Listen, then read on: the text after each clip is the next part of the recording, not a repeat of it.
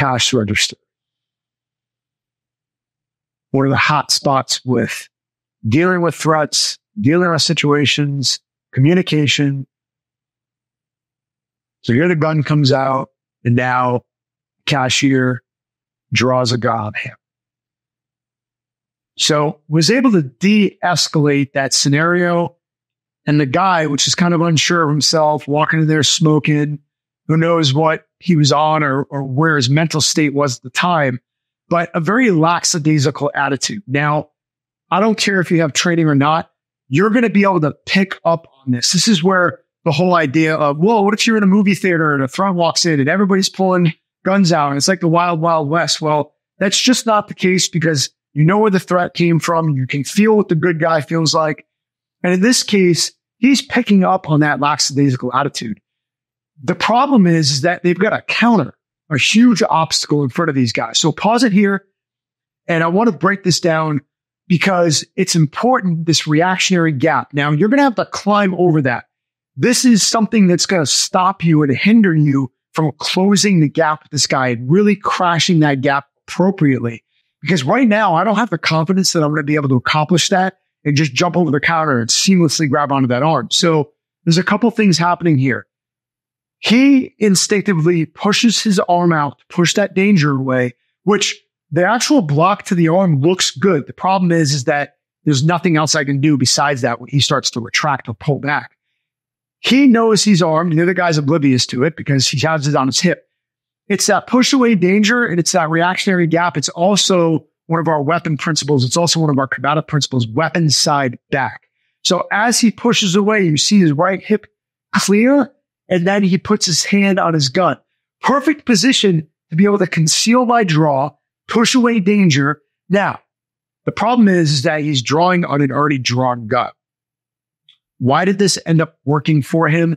Because he didn't have a real committed, aggressive attacker. Now, I don't expect you to really figure that variable out right there in the moment. It ended up working out for this guy, but there's a couple of reasons that I'm not going to do that. First of all, if I have to control that limb and I have to get offline of that attack, it's going to be really difficult to do with the cash register in the way. The other problem is that when he fully drew his gun out, and I want you to go all the way to the point where the cashier's gun is on his face, I want to be at arm's length distance from the bad guy with the gun. I don't want to be putting this in his face. Again, why did it work out? He didn't have a committed attacker, but this is not a great position to be in, right? All that guy has to do in a microsecond is slap his gun away, lift his gun back up and pull the trigger. Now you've got a bullet in your chest and you're bleeding out, waiting for the police to come pick you up off the ground. And there's too much variable added up in the bad guy's favor to draw on that already drawn gun. And again, it's really tough for me to sit here and tell you that because it ended up working out for that guy. And this is where on the X, I will never, ever, ever be able to tell you exactly what to do. Your instincts and on the X calls are going to trump what I'm teaching you every day of the week. Don't ever ignore those. But from a principled standpoint, I don't want to get in a back and forth with this guy that could have just backed up one foot and pulled the trigger. Now, what else could he have been picking up on? Was that even a real gun? Is it an airsoft? Did it have an orange tip to it? Did it say Daisy on the side of it? There's other things that I can't calculate. Was the gun out of battery? This is another variable that, oh, I see the gun in his hand and this is where training comes into play. If I can't articulate or I can't really understand what I'm seeing, well, then I don't have the proper training.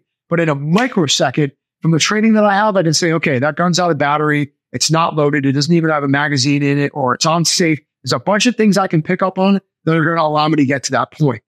What would that be? Well, okay, that thing says Daisy on the side of it. Well, then am I really worried about, a pellet or a BB? I could. It could turn really bad really quick. Whether I get shot in the eye or the eye line or the neck, that could still be bad, but it's also a variable that I'm taking into consideration.